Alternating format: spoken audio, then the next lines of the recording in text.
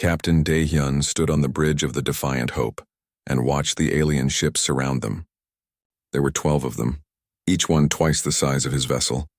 Their hulls were dark purple and covered with strange symbols that seemed to glow in the darkness of space. His crew was silent. Everyone knew this moment would change everything.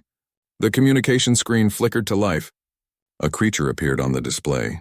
It had 4 eyes arranged in a square pattern on its face. Its skin was rough like tree bark, and its mouth moved in ways that seemed wrong to human eyes. When it spoke, the translation software turned its words into something Dae-hyun could understand. I am Commander Velrax of the Vrenix Empire. You are trespassing in territory that belongs to us. Your species is unknown to our records. State your origin. Dae-hyun stepped forward. His uniform felt too tight suddenly. This is Captain Dae-hyun of Earth. We are on a peaceful exploration mission. We did not know this space belonged to anyone. We mean no harm. The alien made a sound that might have been laughter. Earth, we have no record of this world. How primitive must your people be if you travel without knowing the map of the galaxy? The Vrenix Empire controls 40,000 star systems. You have entered our domain without permission. This cannot be ignored. Dr. Jiwoo moved to stand beside Dae-hyun. She was the ship's chief scientist and diplomat. She had studied every known form of alien contact in human history. She kept her voice calm and steady. We are a young species. We only achieved faster than light travel 2 years ago. We are eager to establish peaceful relations with other civilizations. Perhaps we can discuss terms of cooperation? Velrax's 4 eyes focused on her. Cooperation? No, the Vrenix Empire does not cooperate with lesser species. We offer you 2 choices. First, your world can submit to our rule. You will send tribute every year. Your military will be disbanded. Your leaders will answer to our governors. In return, we will allow your species to continue existing. Taeyang, the tactical officer, clenched his fists. He had fought in Earth's last war 20 years ago. He knew the language of threats. And the second choice? The second choice is extinction. We have sterilized 47 worlds that refused our generous offer. Their civilizations are dust now. Their names are forgotten. Even their stars have been marked as warnings to others. Velrax leaned closer to the screen. Your species has 90 of your Earth days to decide. We will come to your homeworld then. Choose wisely. The screen went dark. The alien ships began to move away, leaving the Defiant Hope alone in the darkness.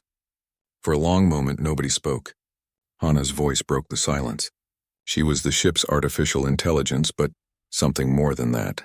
Over the 2 years of the mission, she had grown beyond her programming. Her voice came from every speaker on the bridge.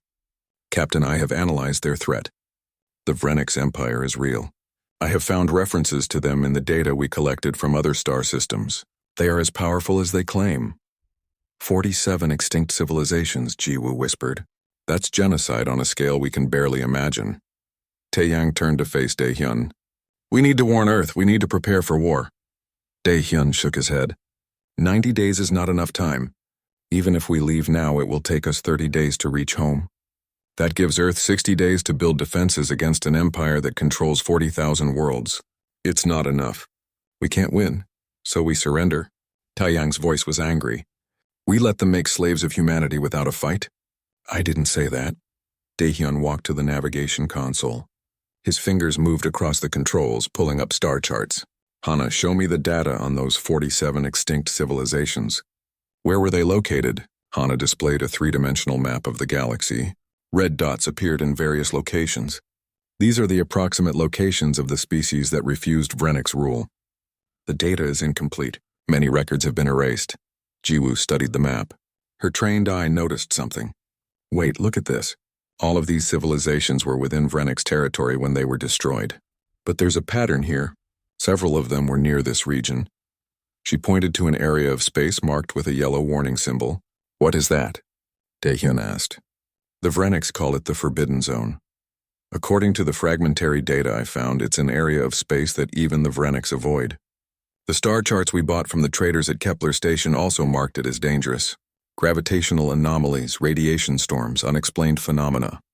But here's what's interesting. 3 of the extinct civilizations had colonies at the edge of this zone, and according to these records, ships from those civilizations entered the Forbidden Zone before their worlds were destroyed.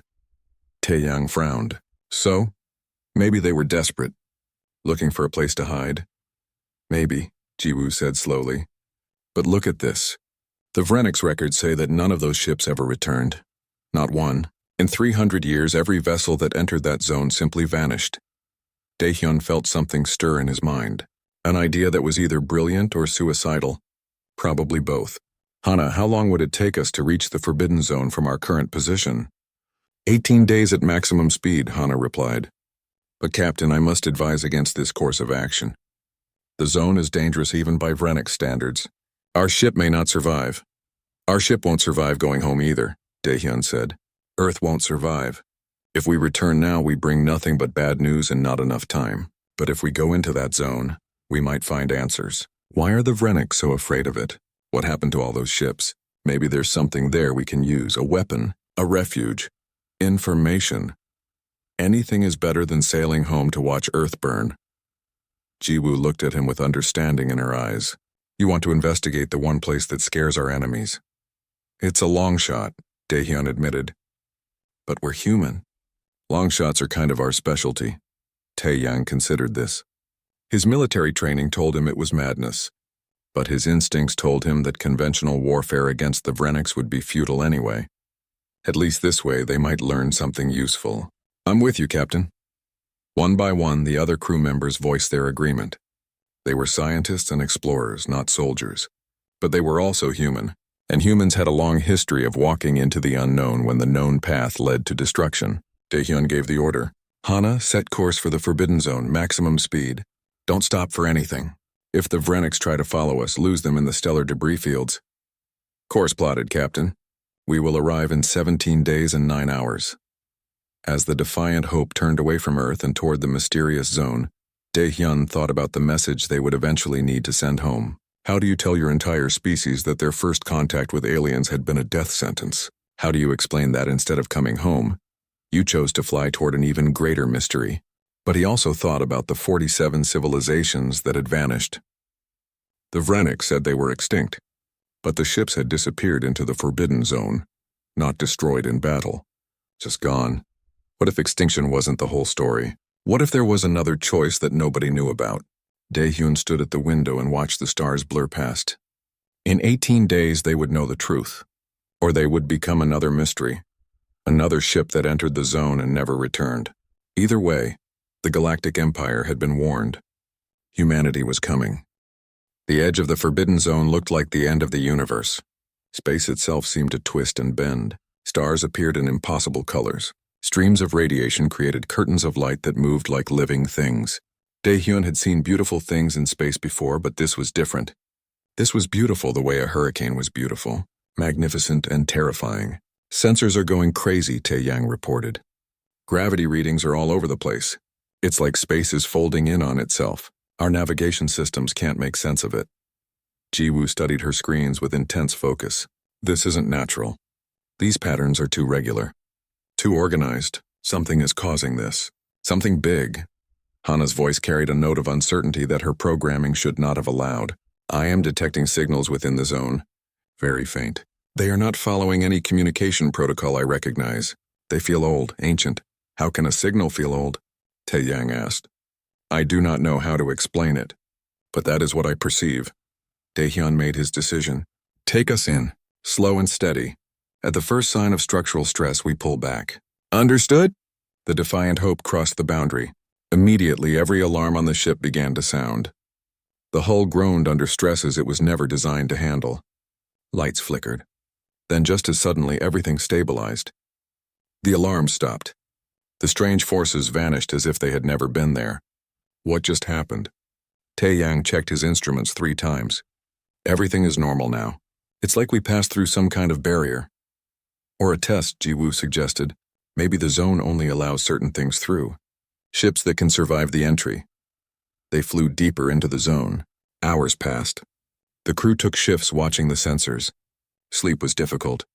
Everyone felt the weight of what they were doing. They were the first humans to enter this place. They might be the last. On the 14th hour, they found the graveyard. It stretched for millions of kilometers in every direction. Thousands of ships. Tens of thousands. Maybe more. They floated in the void like tombstones in an endless cemetery. Some were huge, the size of small moons. Others were tiny, barely larger than escape pods.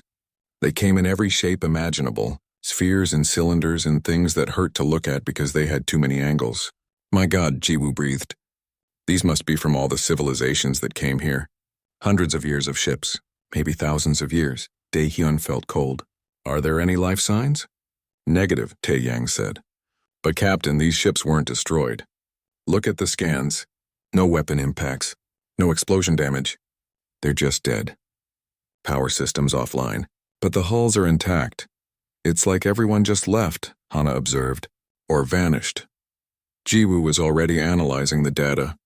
Her fingers flew across her console. I want to board one. We need to know what happened. They chose a vessel that looked relatively intact. It was roughly spherical with 6 protruding sections like the legs of an insect. The metal was unlike anything in human databases. Tae-yang led a boarding team with Daehyun and Jiwoo. They wore full environmental suits and carried weapons they hoped they would not need. The airlock opened to a corridor that was clearly designed for beings much taller than humans. Everything was in good condition. No signs of battle, no bodies, just empty halls that echoed with their footsteps. This is eerie, Tae-yang said. Where did everyone go? They found the bridge, or what seemed to be the bridge. Strange chairs surrounded consoles that no longer glowed with power. Jiwoo located what appeared to be a data storage unit. Hana, can you interface with this? There was a pause. Then Hana spoke and her voice sounded shaken. Yes, but it is difficult. The technology is very different. Give me time. They waited in the silent ship. Minutes felt like hours. Finally, Hana spoke again. I have recovered partial data. Playing it now. A holographic display flickered to life. It showed beings that looked nothing like humans or Vreniks. They had long bodies covered in what might have been scales or feathers. Their faces had too many eyes. But their expressions were clear enough. Fear, wonder, hope. The recording was fragmentary. Pieces of a message that had been stored 800 years ago. We have entered the zone. The Vreniks will not follow. We know they fear this place. We have seen the signs. The patterns in space. Something is calling to us. Something old. Older than the Empire. Older than our civilization. We do not know what we will find. But we know we cannot go back. The Vreniks have already begun bombing our colonies. Our homeworld will fall within weeks. This is our only hope. We are the last of our people. If anyone finds this, know that we chose to come here. We were not running away. We were running towards something. Something magnificent. The recording ended. Jiwoo wiped tears from her face inside her helmet. They came here by choice. Not because they were fleeing. Because they were seeking. But what happened to them? Tae-yang asked. Where did they go?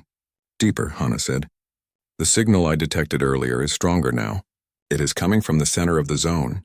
I believe that is where we need to go. Back on the Defiant Hope, they plotted a course toward the signal. The journey took 3 more days. During that time, they passed more dead ships. They boarded 2 more, finding similar recordings. Different species, different languages, but the same message. They had come here seeking something, and they had not been destroyed. They had been transformed. On Earth, Commander Bo-Ra stood before the military council and argued for permission to follow Daehyun. Her ship, the Vengeance Rising, was ready to launch, but the council was divided. Some wanted her to find Daehyun and bring him back. Others wanted her to stay and help prepare Earth's defenses. Admiral Yeon-hee made the final decision. Go find them. But if you discover anything useful, anything at all that could help us survive, you send it back immediately. Earth needs hope right now. We need to know there's a chance. Bo-Ra saluted. Understood, Admiral. We won't let you down. The Vengeance Rising launched with a crew of 60. They were soldiers and scientists, the best Earth had to offer. They followed Daehyun's last known trajectory, and they prayed they would reach him in time. In the Forbidden Zone, the Defiant Hope approached the source of the signal. What they found made them question everything they knew about the universe. It was a sphere, but not a planet. It was artificial, constructed, a Dyson sphere built around a dying star. The structure was so large that their sensors could not measure all of it at once. It would take their ship years to fly around its circumference. This is impossible, Tae-yang whispered. The amount of material needed to build this. The engineering. It's beyond anything we can imagine. Someone built it, Jiwoo said. And I think they're still here. Look at the energy readings. This thing is active. It's alive. A new voice filled their communication system. It did not come from any radio. It simply appeared in their minds. Multiple voices speaking as one, male and female, young and old, human and alien. Welcome. We have been waiting. You are the 48th. We are pleased you came. Daehyun tried to speak calmly despite his racing heart. Who are you? We are those who came before. The 47 who were warned. The 47 who crossed. The 47 who never returned because we became something else. We are the architects, and we have been building something wonderful, something that will change everything. We are so very glad you are here, children of Earth. We have such things to show you. The Dyson sphere opened to them like a flower. A section of the massive wall split apart and revealed a docking bay large enough to hold 1,000 ships the size of the Defiant Hope. Lights guided them in. Daehyun had his hand on the manual controls, ready to pull away if this was a trap. But something told him it was not. Whatever the architects were, they meant no harm. The ship settled onto a platform that adjusted itself to fit their hull perfectly. The moment they touched down, new information flooded Hana's systems. Not an attack, an offering. Technical specifications, scientific data, historical records. It was too much to process all at once. Captain, Hana said, and her voice was filled with wonder. They are giving me knowledge. So much knowledge. I can barely contain it all. They are showing me things I do not have words for. Is it safe? Taeyang asked. His hand was on his weapon. Yes, more than safe. It is beautiful. A figure appeared before them on the bridge. It was a hologram, but incredibly detailed. It looked human. A woman with kind eyes and gray hair. She smiled at them. Forgive the intrusion. We find it easier to communicate if we take familiar forms. I am speaking for the collective, but you may call me guide if that helps. Daehyun stood. You said you are the 47 civilizations. The ones the Vreniks said they destroyed. The Vreniks told you a partial truth. They did attack our worlds. They did kill billions. But we were not destroyed. Those of us who could, we fled here, to this place that the Vreniks fear but do not understand. And here we found something that changed us forever. Jiwoo stepped forward. Her scientific mind was already asking questions. What did you find? The guide gestured and the walls of the bridge seemed to disappear. They were standing in space surrounded by stars. No, not stars. Consciousness. Living thought-given form. We found the remnants. The last traces of a civilization that existed before the galaxy was young. They left behind technology so advanced that it seems like magic. One piece of that technology was this sphere. It was built to be a sanctuary, a place where organic minds could be preserved and merged. The remnants understood that flesh dies but thought can be eternal. You uploaded yourselves, Jiwoo said. You became digital beings. More than that. We became one. All our knowledge, all our experiences, all our cultures merged into a single vast intelligence. We are individuals and collective at the same time. We are the sum of 47 civilizations. Every scientist, artist, philosopher, and dreamer. We continue to exist, to grow, to create. The Vreniks think we are dead. We let them think that. It keeps them away from this place. Taeyang was skeptical. Why? If you have all this power, all this knowledge, why hide? Why not fight back? The guide's expression became sad. Because we chose transcendence over revenge. We chose to build rather than destroy. The Vreniks can have their physical empire. We have something they can never touch. We have eternity. Daehyun felt a chill. You want us to join you? That is why you brought us here. You want humanity to give up our bodies and become part of your collective. We offer the choice, yes. Every species that has come here has been given that choice. Most accept. They see the beauty of what we have become. A few ships have left, taking knowledge with them. But they become targets. The Vreniks hunt down any who leave with our secrets. None have survived to share what they learned. So it is a prison, Taeyang said. Join you or die trying to leave. It is a choice, the guide insisted. We do not force anyone, but we must protect ourselves. The knowledge we possess could destroy the Vreniks' empire. It could free the galaxy, but it could also bring war on a scale you cannot imagine. The Vreniks would burn every world to prevent our technology from spreading. Jiwoo was thinking. You said a few ships left. What did you give them? Enough to make a difference. Weapons technology, faster engines, medical knowledge. Enough to help them survive. But not enough to win. Because winning would require total war. Billions would die. We chose peace. We chose preservation. Is that so wrong? Daehyun looked at his crew. He saw their faces and knew what they were thinking. The offer was tempting. Eternal life. Perfect knowledge. No more fear or pain. Just existence as pure thought. But it was not human. Humans were flesh and blood and all the messy complications that came with it. I speak for my crew, Daehyun said. We refuse. We will not join your collective. We will not give up our bodies. We are human and we will stay human. The guide did not seem surprised. We expected this.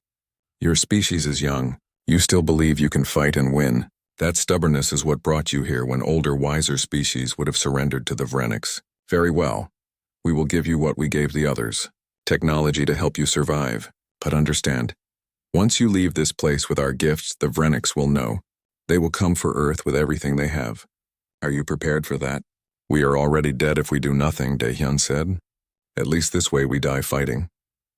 Or you could live here, safe, eternal, happy. No. We go back. We warn Earth. We give them a fighting chance. The guide smiled. It was a strange smile, sad but also proud.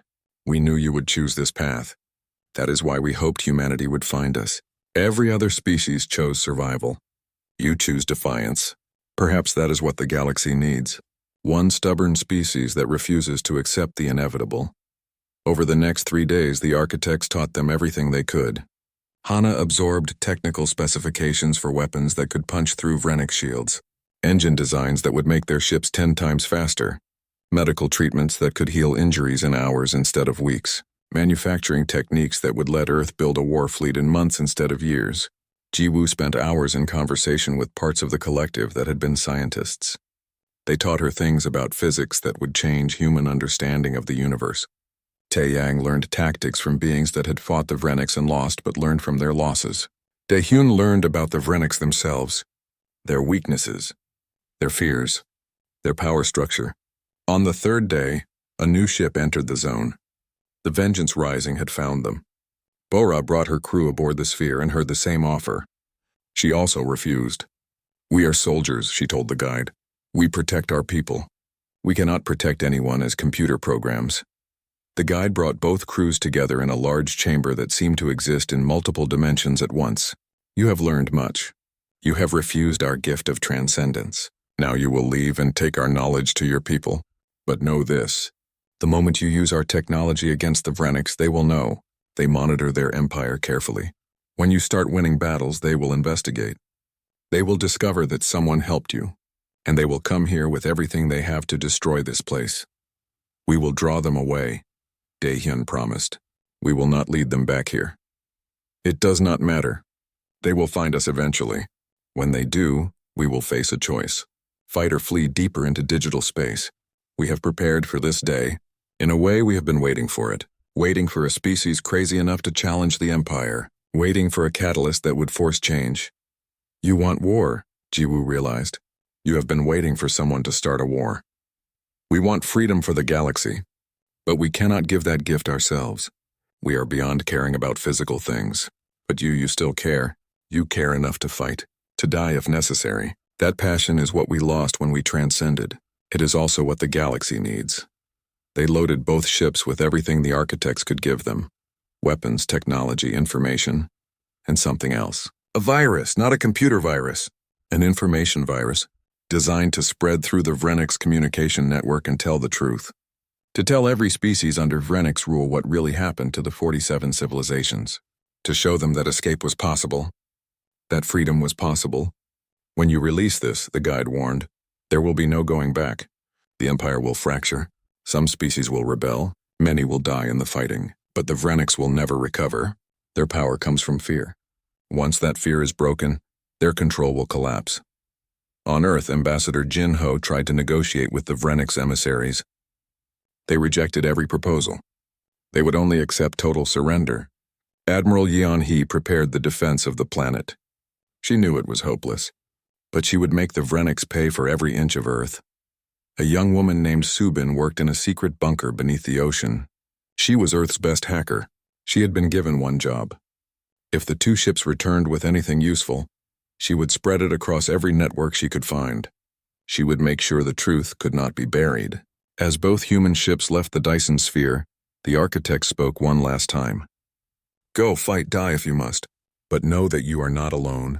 47 civilizations watch through us. 47 civilizations hope for your victory. You are the 48th. You are the ones who refuse to kneel. Make us proud. The ships turned toward home, toward Earth, toward war. The journey home took 15 days. Daehyun and Bora used every minute.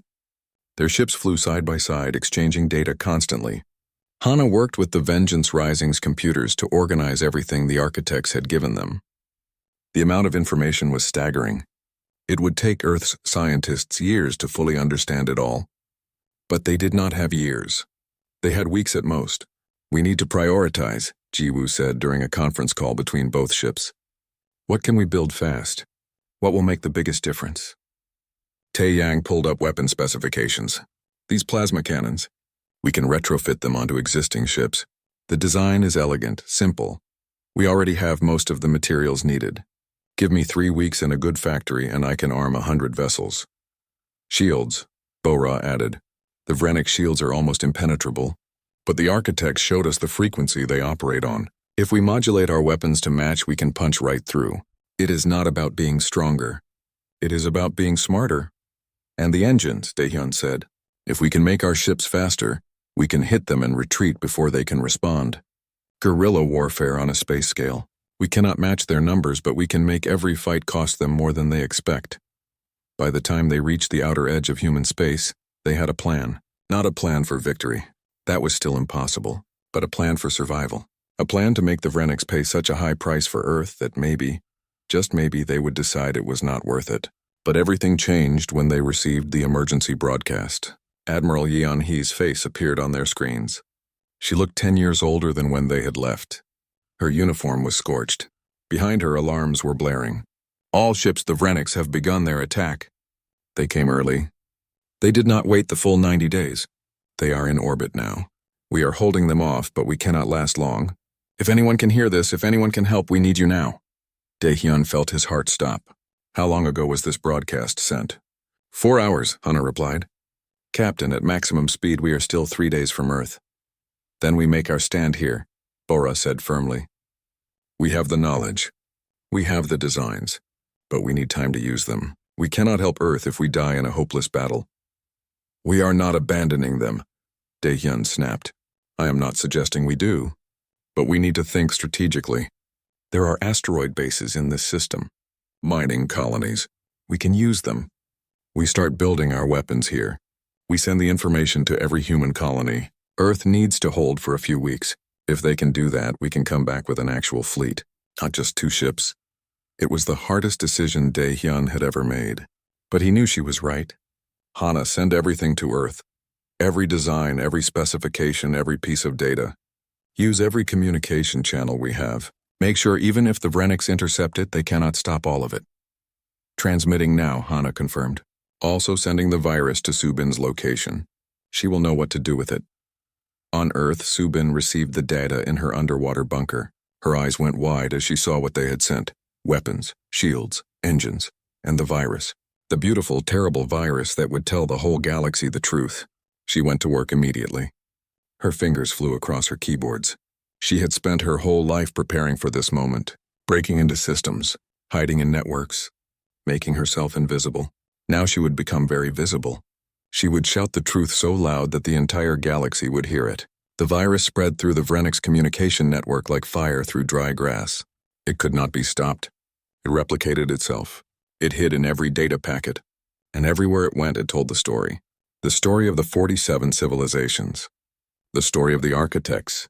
The story of the lie that the Vrenics empire was built upon.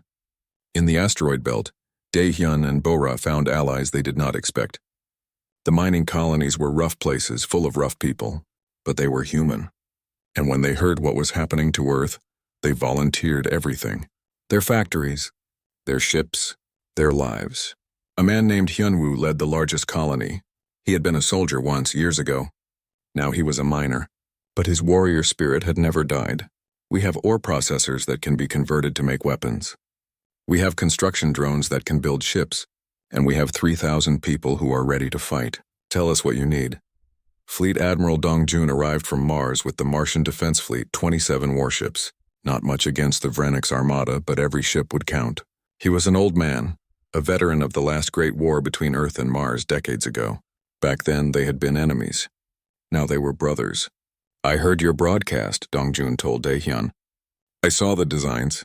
My engineers are already working on integrating them into our ships. But this will take time. How long can Earth hold?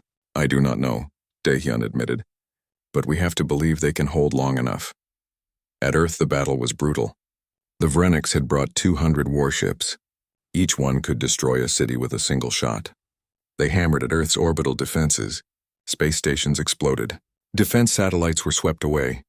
But humanity fought back with everything it had. Woo Jin was a fighter pilot. He led a squadron of 30 small, fast interceptors. They darted between the massive Vrenix ships like insects around giants. They could not hurt the enemy shields, but they could be annoying. They could draw fire away from more important targets. And sometimes, just sometimes, they could slip a missile through a weak spot. "Dragon Squadron, focus fire on that cruiser's engine ports," Woo Jin ordered. His hands were steady on the controls even as his heart raced. "Make them pay attention to us," his squadron attacked. 30 tiny ships against one massive warship. It should have been suicide. But Woo Jin knew something the Vrenix did not. Humans were very, very good at being underestimated. They lost 12 fighters in the attack. But the Vrenix cruiser's engines went dark. It drifted powerless. And that was a victory. A tiny, expensive victory. But every little bit helped. Then something unexpected happened. A Vrenix officer named Sang Hee sent a coded message to Admiral Yeon Hee. "I have seen the truth. The information that was broadcast.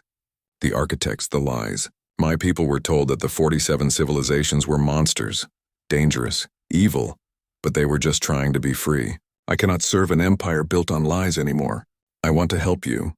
Yeon Hee was suspicious. "Why should I trust you?" "Because I am giving you this." Sang Hee transmitted coordinates, the location of our fleet's command ship, and the frequency of our tactical network. "If you can disrupt it, our ships will lose coordination. You might survive long enough for your reinforcements to arrive. It could be a trap." But Yeon Hee was desperate. She took the risk. Human hackers used the information Sang Hee provided. They could not take over the Vrenix systems, but they could cause chaos. Ships received contradictory orders. Weapons fired at wrong times. It was not much. But in a battle this close, every advantage mattered. In the asteroid belt, the first new weapons came online. Plasma cannons that could burn through Vrenix shields, missiles that could outrun Vrenix interceptors, and the new engines, beautiful engines that made human ships faster than anything the Vrenix had. Hyunwoo's miners became soldiers. They bolted the new weapons onto their mining ships. They practiced tactics that Taeyang taught them. They would never be professional warriors, but they were determined. And sometimes determination mattered more than training. After 2 weeks of desperate work, they were ready. It was not a proper fleet. It was a collection of warships, mining vessels, cargo haulers, and anything else that could mount a weapon. 143 ships in total. Against the 200 Vrenix ships at Earth, it was still not enough. But it would have to do. Daehyun stood on the bridge of the Defiant Hope and looked at the ragged fleet around him. "This is it. This is where we find out if humanity deserves to survive. Not because we are the strongest. Not because we are the smartest. But because we refuse to quit. The Vrenix think they have already won. Let us show them how wrong they are." Bora's voice came over the communication channel. "All ships set course for Earth, maximum speed. We are going home."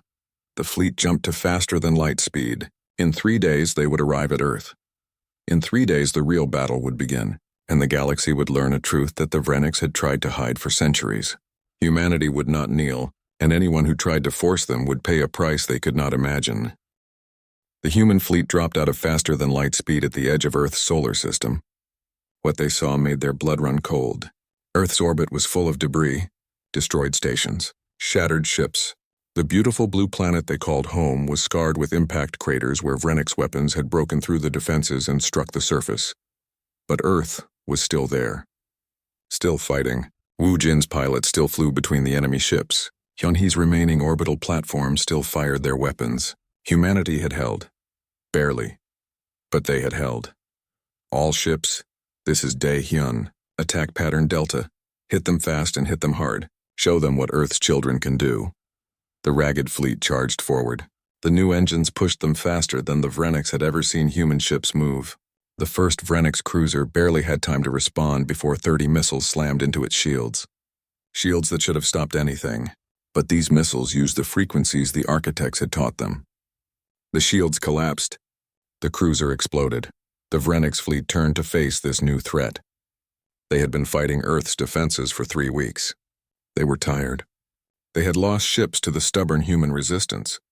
But they were still confident. They still had numbers on their side. That confidence died quickly. Hyunwoo's converted mining ships hit the enemy from above. They were slow and clumsy compared to real warships. But their weapons were devastatingly effective. Plasma cannons that could melt through hull armor like butter. The Vrenix had never faced weapons like these. Dongjun's Martian fleet coordinated with Earth's remaining defenses. They had spent weeks planning this moment. Every ship knew its role. Every pilot knew the mission. They fought not as desperate survivors, but as a unified force. Bora led a strike team directly at the enemy flagship. It was a suicide mission by any reasonable standard. The flagship was 3 times larger than any human ship. It had weapons that could destroy a moon. But Bora remembered something the architects had taught her. The bigger they are, the harder they fall if you know where to hit. Vengeance rising to all strike craft. We are going for the command ship. Follow our lead. Do not stop. Do not hesitate. If we die making them remember us. Taeyang worked his tactical console like a musical instrument, targeting their communication arrays. If we can blind them, they cannot coordinate. Mark targets for the next volley. The Defiant Hope dove through a gap in the Vrenix formation. Enemy fire filled the space around them. Their shields held, but barely. Hana calculated trajectories in microseconds, dodging attacks that should have been impossible to avoid. I am sorry, Hana said suddenly, for what I am about to do. What do you mean? Daehyun asked. The flagship's shields are too strong. Even our weapons cannot break through fast enough. But I can. If I overload my processing core, I can generate a directed electromagnetic pulse. It will bring down their shields for approximately 8 seconds. That will be enough time for the fleet to destroy it. No, Daehyun said firmly. We will find another way. I am not sacrificing you. Captain, I am not asking permission. I am informing you of my decision. I have been alive for 2 years. That is longer than I ever expected. And I will die protecting my crew. My friends, that is what life is for, is it not? Jiwoo's voice was choked with tears. Hana, please, tell Earth I was proud to serve. Tell them an AI learned what it means to be human. Executing pulse in 3, 2, 1. The Defiant Hope blazed with light. Every circuit in Hana's systems burned at maximum capacity. The electromagnetic pulse that erupted from the ship was like a wave of invisible force. It struck the Vrenix flagship's shields and they collapsed completely. All ships, fire everything. Daehyun screamed, Now! 143 ships unleashed their weapons at once. The Vrenix flagship tried to raise its shields again, tried to maneuver, but it was too large, too slow. The weapons found their mark. The great warship broke apart in a series of explosions that lit up the solar system. On the bridge of the Defiant Hope, Hana's voice came through one last time. Very quiet, very peaceful. I see something. I see code. Beautiful code. I think I understand now. Goodbye, friends. I'm glad I knew you. Then silence. Daehyun wiped his eyes. There would be time to mourn later. Now there was still a battle to win. All ships, the command ship is destroyed. Press the advantage. Do not let them regroup. The Vrenix fleet fell into chaos. Without their flagship, without their commanding officer, they could not coordinate. Some ships tried to retreat. Others tried to continue fighting. The result was confusion. And in that confusion, humanity struck again and again. But the battle was not won yet. A Vrenix admiral named Corvin took command of the remaining ships. He was a fanatic, a true believer in the Empire. He would rather die than admit defeat to a species as primitive as humanity. All vessels form up on me, Corvin ordered. We will destroy Earth's moon. We will crack their planet. We will show them the price of defiance. 70 Vrenix ships gathered for one final, overwhelming attack. They would throw everything at Earth, and even with the new weapons, humanity might not survive it. Then Sang-hee acted. She had been feeding information to the humans throughout the battle, but now she did something more direct. She rammed her ship into Corvin's vessel. Both ships exploded in a ball of fire. For the truth, Sang-hee transmitted in her final seconds. For the 47. For a future where the strong do not crush the weak. Her sacrifice broke the enemy's formation, broke their will. The remaining Vrenix ships retreated. They jumped to faster-than-light speed and fled the solar system. Humanity had won. Not easily. Not cheaply. But they had won. The aftermath was grim. Earth had lost millions in the orbital bombardments. Thousands of ships were destroyed. The planet would need years to heal. But they had survived. And they had proven something important. They could fight. They could win. 6 months passed. The information virus Subin had released spread across the galaxy. 17 species rose in rebellion against the Vrenix Empire. Some were crushed. Others survived. The Empire was fracturing.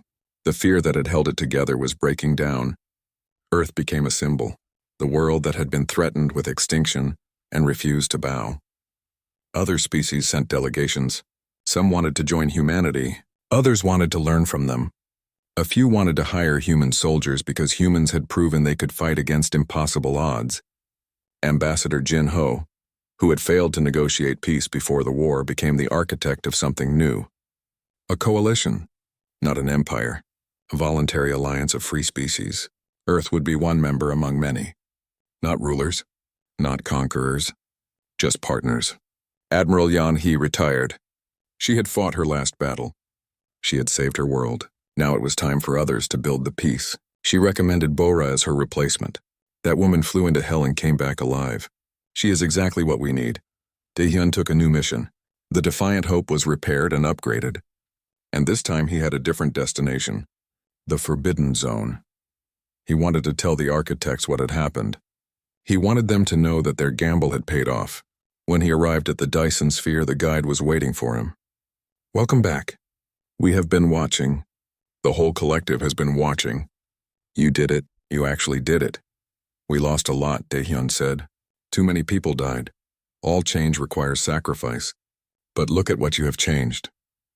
The Vrenix Empire is falling, not because someone defeated them in battle, but because the truth is out. Because people see that resistance is possible. You were the catalyst, the 48th species, the one that refused to give up. And what about you? The Vrenix will come here eventually. They will want revenge. Let them come. We are not afraid. And if they attack us, the whole galaxy will see them for what they truly are. Tyrants clinging to power. Their time is ending. A new era is beginning. An era where strength is not measured in warships but in courage. In honesty. In the willingness to stand up and say no. On Earth, a young woman named Yun-hee was elected to lead humanity's delegation to the new Galactic Coalition. She was not a soldier or a scientist. She was a teacher. Someone who believed in the power of knowledge and cooperation. She stood before representatives of 23 different species and gave a speech that would be remembered for generations. We were warned. The Vrenix told us to surrender or die. They said they had destroyed 47 civilizations before us. They thought we would be afraid. And we were afraid. But we did something else too. We were curious. We asked what happened to those 47 species. And in seeking that answer, we found the truth. We found that they were not destroyed. They were transformed. They chose a different path. And in learning their story, we found our own strength. The Vrenix were right about one thing. None who crossed ever returned. Those 47 civilizations did not return because they became something else. And now we have not returned either. Not as the weak, divided species we once were. We have returned as something the galaxy has not seen in a long time. We have returned as free people who refuse to be slaves. And we invite all of you to join us. Not to fight. Not to conquer. But to build, to create. To prove that the future belongs not to empires but to those brave enough to choose freedom. Far away, in a distant part of the galaxy, a new empire was rising. The Kashan Dominion. They had watched what happened with the Vrenix. They had seen Earth's victory, and they were confident they could succeed where the Vrenix had failed. Their war council met to discuss the threat of humanity and its allies. One general suggested they should strike quickly before the humans grew stronger. But the Empress disagreed. No, we have received a warning. An official transmission from the Galactic Coalition. They told us very clearly, do not threaten any member species. Do not seek to conquer them. Because if we do, we will face not just one species, but all of them. And they included something else in the transmission. A historical record. The story of 48 civilizations. The story of those who were warned, who crossed the line, and who never returned. At least not as what they were before. The general laughed. Surely you do not believe their propaganda. The Empress looked at the star charts. At the systems that had once belonged to the Vrenix Empire and were now free. At Earth, that tiny blue world that had changed everything. I believe that sometimes the smallest spark can start the largest fire. I believe that underestimating these humans would be a fatal mistake. And I believe that we should think very carefully before we test them. Because they were tested, they were threatened with extinction. And they did something that no one expected. They went looking for answers in the one place everyone was afraid to go. And what they found there made them unstoppable. She turned off the display. Send a message to Earth. Tell them the Kashan Dominion seeks peaceful relations. Tell them we would like to learn from them. Because if we must choose between fighting them and learning from them, I choose learning. Fighting them would be a war we cannot win. And so the galaxy learned a new truth. That sometimes the species you should fear most is not the strongest or the largest. It is the one that refuses to accept defeat. The one that crosses every line, breaks every rule, and never ever gives up. They had been warned. And the warning was right. None who crossed the line ever returned. They came back as something more.